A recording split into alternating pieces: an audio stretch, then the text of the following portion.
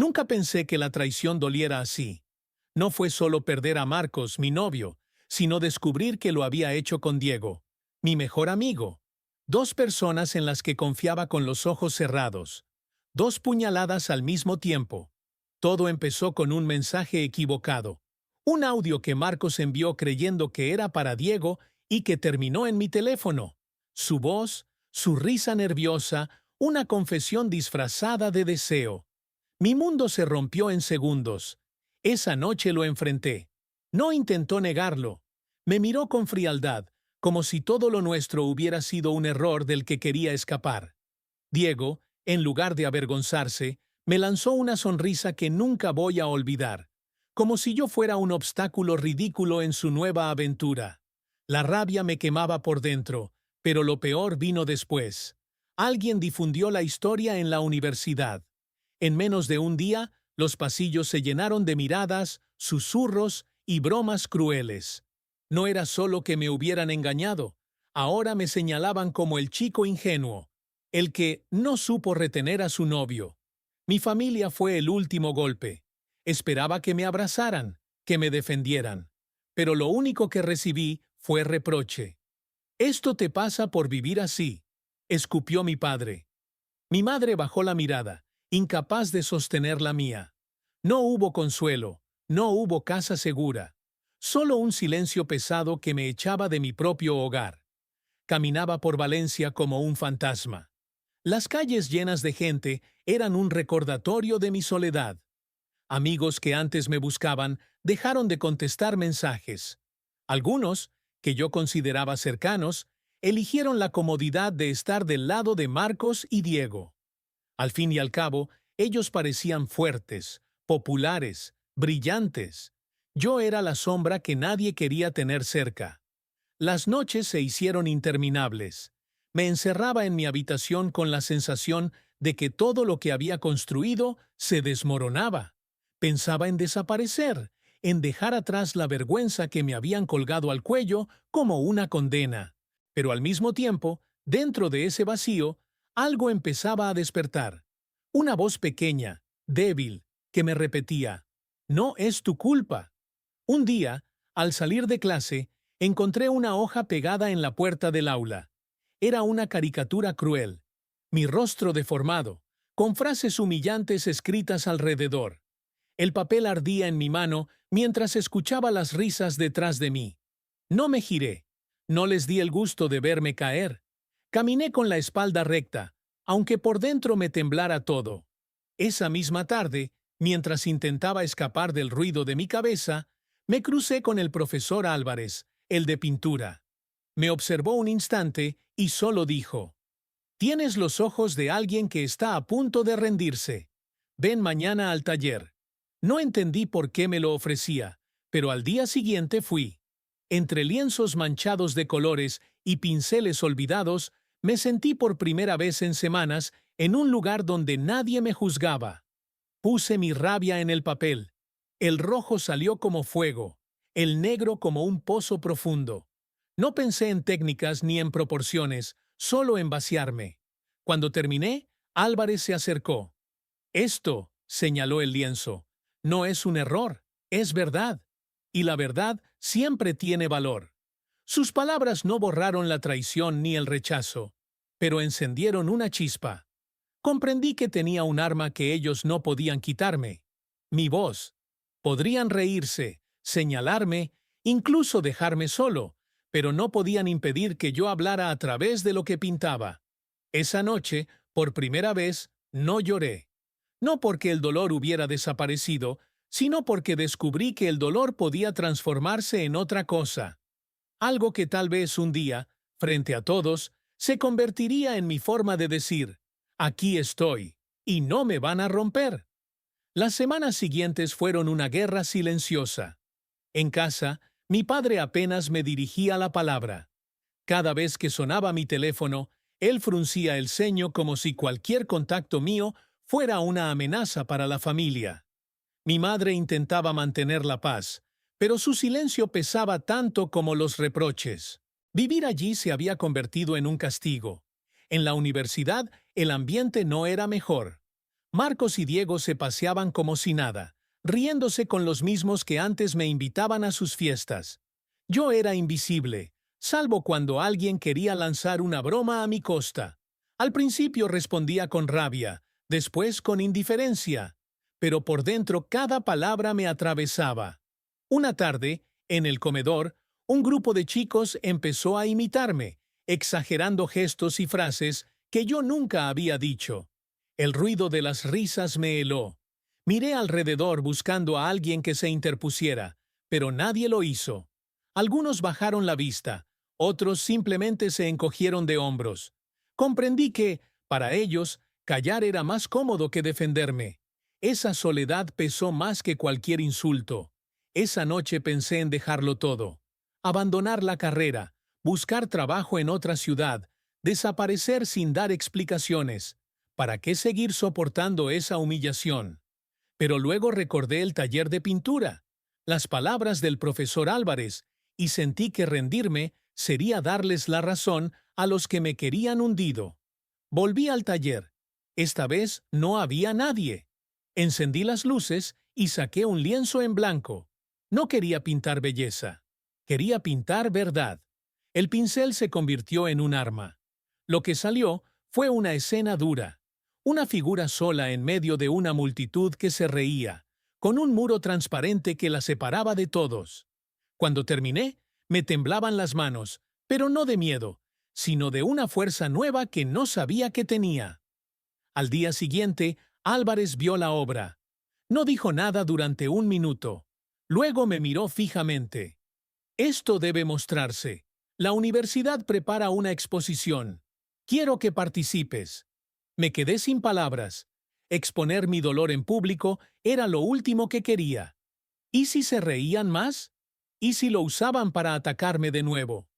Precisamente por eso, añadió, porque tu verdad incomoda, y lo que incomoda tiene poder. Acepté, aunque con miedo. No sabía que ese paso encendería aún más la tensión en mi vida. Cuando mi padre se enteró, reaccionó como si lo hubiera insultado. ¿Ahora también quieres exhibir tu vergüenza para que todos hablen de nosotros? Gritó. Quise explicarle que no era vergüenza, que era mi forma de sobrevivir, pero no quiso escuchar. Me empujó a la puerta con una frase que me atravesó.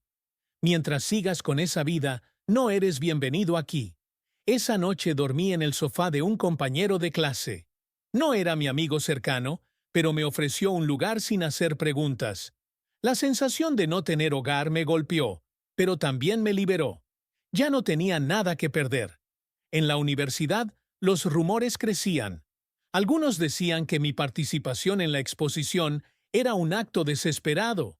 Otros, que quería vengarme de Marcos y Diego haciéndolos quedar mal. Yo no respondí. Me concentré en pintar más obras, escenas de traición, de miedo, pero también de resistencia. Cada trazo era un grito que antes me había tragado. Marcos intentó acercarse una vez. Me encontró en la salida y fingió preocupación. No deberías exponerte así. La gente puede ser cruel. Su voz sonaba condescendiente, como si aún tuviera derecho a protegerme. Lo miré sin pestañear. Ya lo son. Y no voy a callar para que tú quedes limpio. Se quedó en silencio. Creo que por primera vez comprendió que ya no tenía poder sobre mí. Los días previos a la exposición fueron una mezcla de ansiedad y determinación. Sentía el peso de todas las miradas que vendrían, el juicio, los comentarios, pero también sabía que si no lo hacía, seguiría siendo prisionero de su burla. Cuando colgué mi primera obra en la sala, algo cambió dentro de mí. Era como dejar un pedazo de dolor clavado en la pared, liberándome de cargarlo solo. Vi a algunos estudiantes detenerse frente al cuadro. No reían. Observaban en silencio, con expresiones que no había visto antes. Tal vez empatía, tal vez sorpresa. Y por primera vez en mucho tiempo, sentí que mi voz estaba llegando a alguien. Esa noche, al regresar al sofá prestado que llamaba cama, me di cuenta de que, aunque el camino sería duro, había dado el primer paso para recuperar mi vida. Ya no era la víctima pasiva de una traición. Estaba empezando a convertirme en alguien que podía transformar su herida en fuerza. El día de la exposición llegó con un peso insoportable en el pecho.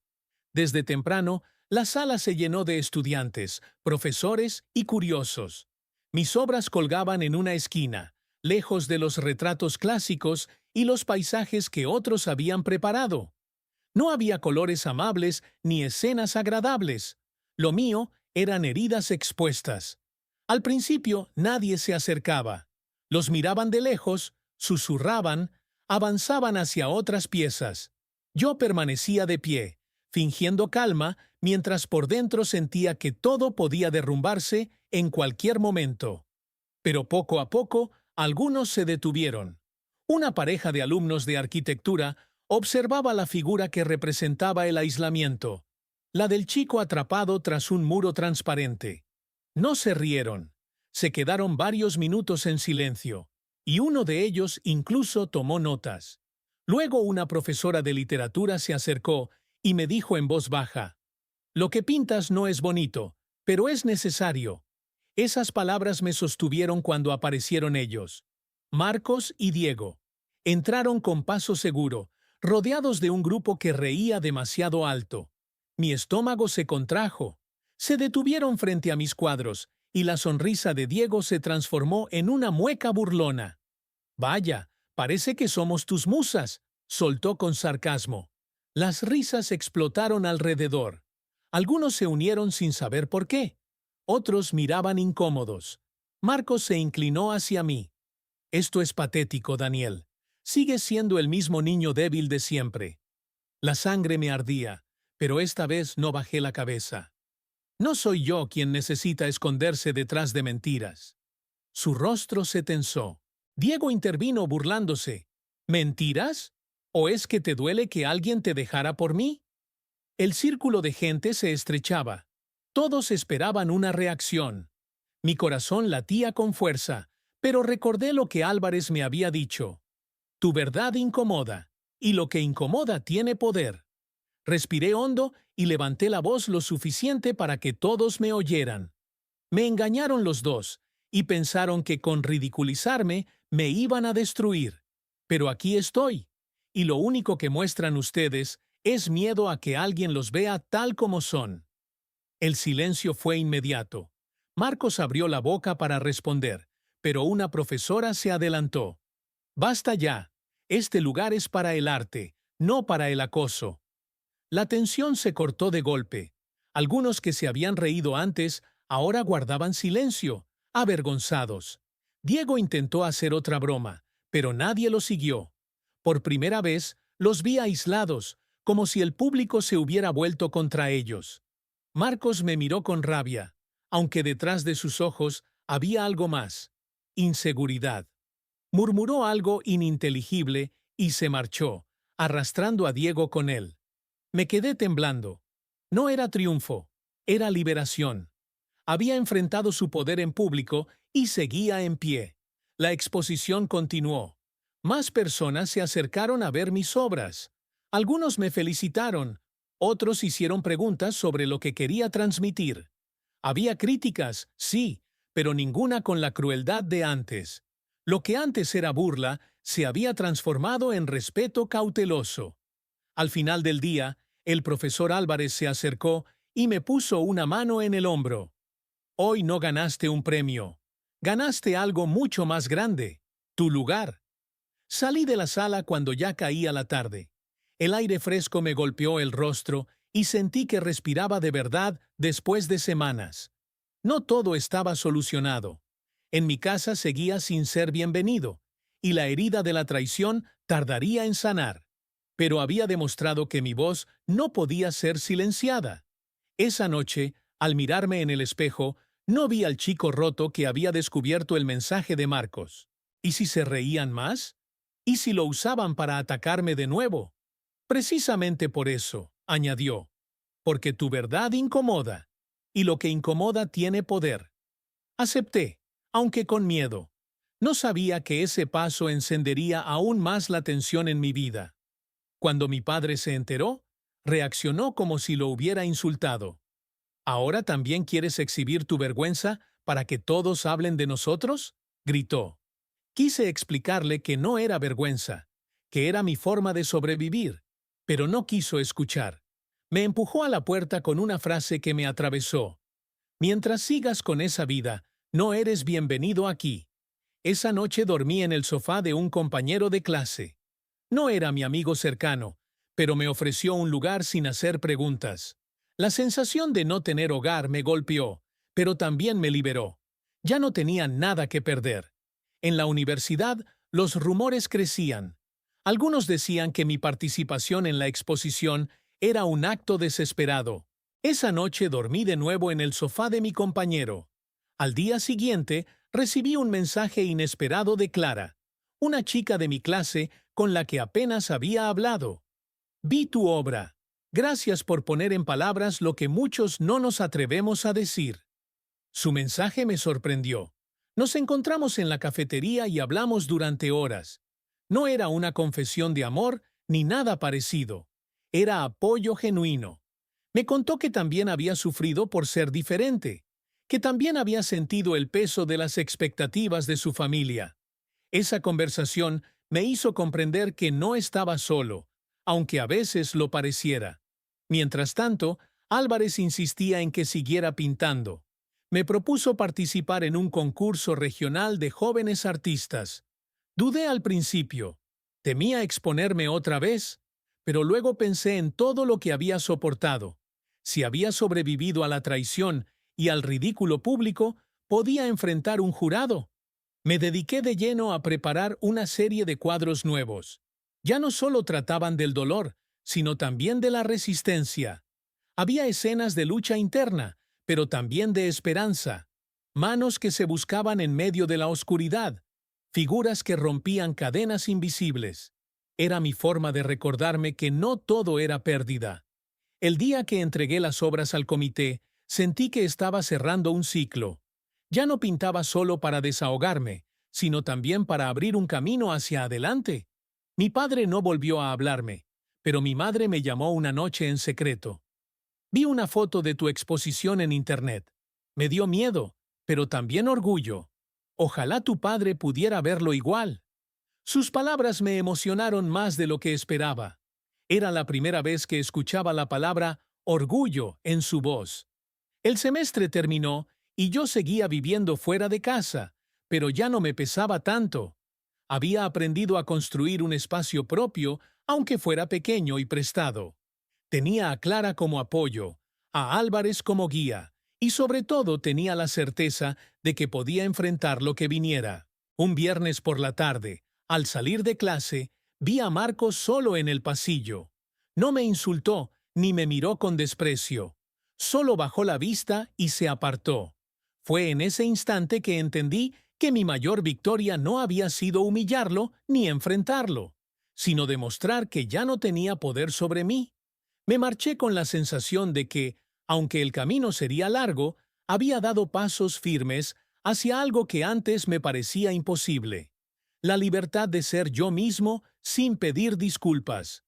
El concurso regional llegó más rápido de lo que esperaba. La convocatoria reunió a jóvenes artistas de distintas ciudades y el jurado estaba compuesto por críticos y profesores reconocidos. Entregué mis cuadros con la misma mezcla de miedo y determinación que había sentido en la exposición universitaria. Pero esta vez había algo distinto. Ya no me movía el deseo de demostrarle nada a Marcos ni a mi padre. Lo hacía por mí. El día de la inauguración, la sala estaba repleta. Mis obras ocupaban una pared entera. Figuras en tensión que luchaban contra cadenas invisibles, siluetas que se sostenían unas a otras mientras una tormenta amenazaba con arrastrarlas. No eran cuadros suaves, pero tampoco eran solo dolor. Había un mensaje claro: resistir era posible. Los primeros comentarios fueron reservados. Algunas personas los miraban con incomodidad, como si temieran verse reflejados. Otros se detenían más tiempo, tomando fotografías, haciendo preguntas. Observé en silencio, con el corazón acelerado, hasta que escuché a uno de los jurados decir: «Aquí hay verdad. No todos tendrán el valor de mirarla, pero está ahí. Esa frase me acompañó durante toda la jornada. Al final de la tarde, anunciaron a los ganadores. No obtuve el primer lugar, pero recibí una mención especial por la fuerza expresiva de mi obra. Me entregaron un diploma y un pequeño reconocimiento económico. Para algunos podría parecer poco, pero para mí era el inicio de algo nuevo. Era la confirmación de que no había perdido el tiempo, de que mi voz artística tenía un lugar. Cuando volví a la universidad, noté el cambio. Profesores que nunca se habían fijado en mí, ahora me ofrecían tutorías. Compañeros que antes me evitaban, me preguntaban por mis próximos proyectos. Marcos y Diego ya no eran un obstáculo. Seguían allí, pero se habían convertido en sombras sin poder. La burla había perdido sentido. Lo más inesperado fue recibir un mensaje de mi madre. Tu padre vio la noticia del concurso. No dijo nada, pero no cambió de canal. No era reconciliación, pero era un primer gesto. Saber que, aunque fuera en silencio, había visto mi logro, me dio una paz extraña. Comprendí que quizá algún día podría tenderse un puente, y que si no ocurría, tampoco significaba que yo debía dejar de avanzar. Seguí pintando. Mis nuevos trabajos hablaban de reconstrucción, de identidad, de futuro. No me avergonzaba de firmarlos con mi nombre completo. Cada trazo era un recordatorio de lo que había sobrevivido: la traición, el rechazo, la soledad. Con el tiempo, algunos alumnos se me acercaron para contarme sus propias historias. Había quien sufría en secreto por miedo a ser juzgado, quien se sentía atrapado en una familia que no aceptaba su manera de ser. Escucharlos me hizo comprender que mi batalla no era solo personal. Cada cuadro, cada palabra, podía ser un refugio para alguien más. Un viernes, mientras recogía mis materiales del taller, Clara me preguntó si me arrepentía de todo lo que había pasado, de Marcos, de las burlas, de las noches de soledad. Pensé unos segundos antes de responder. Me dolió más de lo que imaginaba, pero también me enseñó que no necesito la aprobación de quienes me dieron la espalda. Aprendí que lo que duele también puede transformarse en algo que te sostiene. Ella sonrió, y yo entendí que esa era la verdadera victoria. Meses después, mis cuadros fueron seleccionados para una pequeña galería en Madrid. No era un gran evento, pero cuando entré en la sala y vi mis obras colgadas junto a las de otros artistas, sentí que estaba exactamente donde debía estar. El pasado seguía ahí: la traición, las discusiones con mi padre, las noches en que pensé que no valía nada. Pero ya no eran cadenas, eran cimientos.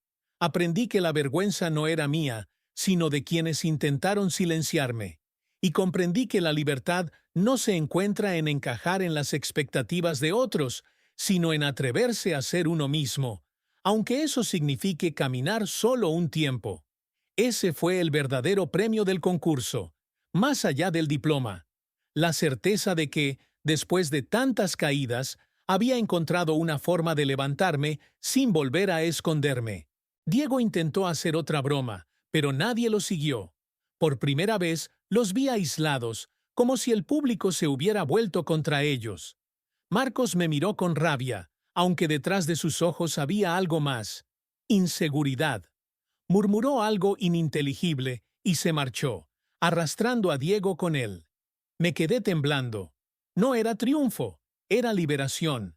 Había enfrentado su poder en público y seguía en pie. La exposición continuó. Más personas se acercaron a ver mis obras.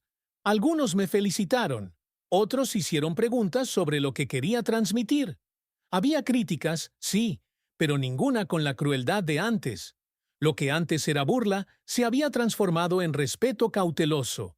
Al final del día, el profesor Álvarez se acercó y me puso una mano en el hombro. Hoy no ganaste un premio. Ganaste algo mucho más grande: tu lugar. Salí de la sala cuando ya caía la tarde. El aire fresco me golpeó el rostro y sentí que respiraba de verdad después de semanas. No todo estaba solucionado. En mi casa seguía sin ser bienvenido, y la herida de la traición tardaría en sanar. pero había demostrado que mi voz no podía ser silenciada. Esa noche, al mirarme en el espejo, no vi al chico roto que había descubierto el mensaje de Marcos. Vi a alguien distinto, alguien que había aprendido a transformar la humillación en resistencia. Y supe que lo peor ya había pasado. Los días después de la exposición fueron extraños. En la universidad, muchos que antes me ignoraban, ahora me saludaban con un gesto rápido, como si quisieran demostrar que nunca habían sido parte de las burlas. Algunos incluso me escribieron mensajes privados, diciendo que les había impresionado mi valentía. No eran amistades nuevas, pero tampoco eran enemigos. Era un terreno neutral que me permitía caminar por los pasillos sin sentirme constantemente observado. Sin embargo, no todo había cambiado. Marcos y Diego seguían allí, y aunque ya no se reían en público, la hostilidad en sus miradas era evidente. Evitaban hablar de lo ocurrido, pero el silencio era casi más pesado que las burlas de antes. Sabía que buscaban un modo de recuperar control, aunque por primera vez no me asustaba. El verdadero reto estaba en casa. Volví una tarde para recoger algunas cosas. Mi madre abrió la puerta con una expresión cansada. No dijo nada, solo me dejó pasar. Encontré a mi padre en la sala, con el televisor encendido, fingiendo que no me veía. Dejé mis libros sobre la mesa y respiré hondo. Papá, no quiero discutir, solo vine por mis cosas. Él tardó en contestar. Finalmente, bajó el volumen y me miró. ¿No te basta con lo que has hecho? Has puesto en ridículo a la familia delante de todos. Sus palabras me atravesaron, pero ya no me derrumbaron como antes. No fue ridículo, fue mi verdad. Y si eso te avergüenza, es tu problema, no el mío. El silencio que siguió fue duro. Mi madre apretó los labios, como si quisiera intervenir, pero no se atreviera. Recogí la mochila con calma y me dirigí a la puerta. Antes de salir, añadí: algún día, tal vez entiendas que no elegí esto para humillarte. Lo elegí para no desaparecer. Cerré la puerta detrás de mí, con el corazón latiendo fuerte, pero con la certeza de que había dicho lo que necesitaba. Esa noche dormí de nuevo en el sofá de mi compañero. Al día siguiente, recibí un mensaje inesperado de Clara, una chica de mi clase con la que apenas había hablado. Vi tu obra. Gracias por poner en palabras lo que muchos no nos atrevemos a decir. Su mensaje me sorprendió. Nos encontramos en la cafetería y hablamos durante horas. No era una confesión de amor ni nada parecido. Era apoyo genuino. Me contó que también había sufrido por ser diferente, que también había sentido el peso de las expectativas de su familia. Esa conversación me hizo comprender que no estaba solo, aunque a veces lo pareciera. Mientras tanto, Álvarez insistía en que siguiera pintando. Me propuso participar en un concurso regional de jóvenes artistas. Dudé al principio. Temía exponerme otra vez, pero luego pensé en todo lo que había soportado. Si había sobrevivido a la traición y al ridículo público, podía enfrentar un jurado. Me dediqué de lleno a preparar una serie de cuadros nuevos. Ya no solo trataban del dolor, sino también de la resistencia. Había escenas de lucha interna, pero también de esperanza. Manos que se buscaban en medio de la oscuridad. Figuras que rompían cadenas invisibles. Era mi forma de recordarme que no todo era pérdida. El día que entregué las obras al comité, sentí que estaba cerrando un ciclo. Ya no pintaba solo para desahogarme, sino también para abrir un camino hacia adelante. Mi padre no volvió a hablarme, pero mi madre me llamó una noche en secreto. Vi una foto de tu exposición en internet. Me dio miedo, pero también orgullo. Ojalá tu padre pudiera verlo igual. Sus palabras me emocionaron más de lo que esperaba. Era la primera vez que escuchaba la palabra orgullo en su voz. El semestre terminó y yo seguía viviendo fuera de casa, pero ya no me pesaba tanto. Había aprendido a construir un espacio propio, aunque fuera pequeño y prestado.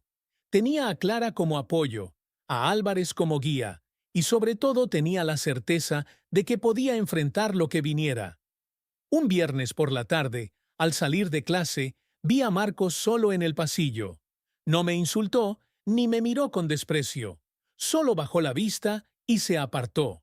Fue en ese instante que entendí que mi mayor victoria no había sido humillarlo ni enfrentarlo, sino demostrar que ya no tenía poder sobre mí. Me marché con la sensación de que, aunque el camino sería largo, había dado pasos firmes hacia algo que antes me parecía imposible. La libertad de ser yo mismo sin pedir disculpas. El concurso regional llegó más rápido de lo que esperaba. La convocatoria reunió a jóvenes artistas de distintas ciudades, y el jurado estaba compuesto por críticos y profesores reconocidos. Entregué mis cuadros con la misma mezcla de miedo y determinación que había sentido en la exposición universitaria. Pero esta vez había algo distinto. Ya no me movía el deseo de demostrarle nada a Marcos ni a mi padre. Lo hacía por mí. El día de la inauguración, la sala estaba repleta. Mis obras ocupaban una pared entera. Figuras en tensión que luchaban contra cadenas invisibles, siluetas que se sostenían unas a otras mientras una tormenta amenazaba con arrastrarlas. No eran cuadros suaves, pero tampoco eran solo dolor. Había un mensaje claro. Resistir era posible. Los primeros comentarios fueron reservados. Algunas personas los miraban con incomodidad, como si temieran verse reflejados. Otros se detenían más tiempo, tomando fotografías, haciendo preguntas. Observé en silencio, con el corazón acelerado, hasta que escuché a uno de los jurados decir: «Aquí hay verdad. No todos tendrán el valor de mirarla, pero está ahí». Esa frase me acompañó durante toda la jornada. Al final de la tarde, anunciaron a los ganadores. No obtuve el primer lugar, pero recibí una mención especial por la fuerza expresiva de mi obra. Me entregaron un diploma y un pequeño reconocimiento económico. Para algunos podría parecer poco, pero para mí era el inicio de algo nuevo. Era la confirmación de que no había perdido el tiempo, de que mi voz artística tenía un lugar. Cuando volví a la universidad, noté el cambio.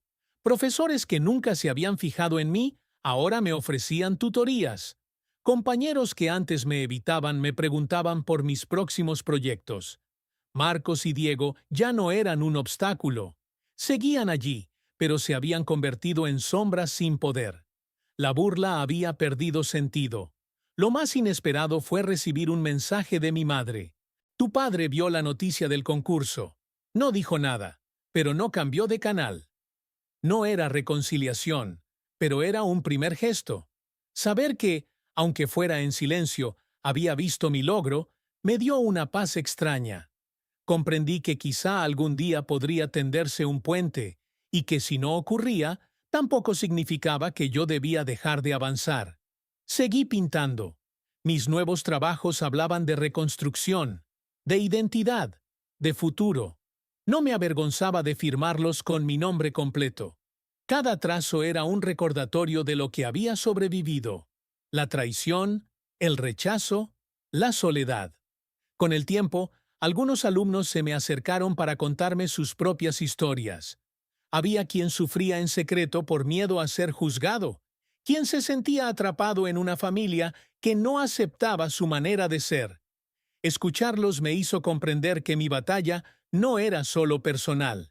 Cada cuadro, cada palabra, podía ser un refugio para alguien más. Un viernes, mientras recogía mis materiales del taller, Clara me preguntó si me arrepentía de todo lo que había pasado, de Marcos, de las burlas, de las noches de soledad. Pensé unos segundos antes de responder. Me dolió más de lo que imaginaba, pero también me enseñó que no necesito la aprobación de quienes me dieron la espalda. Aprendí que lo que duele también puede transformarse en algo que te sostiene.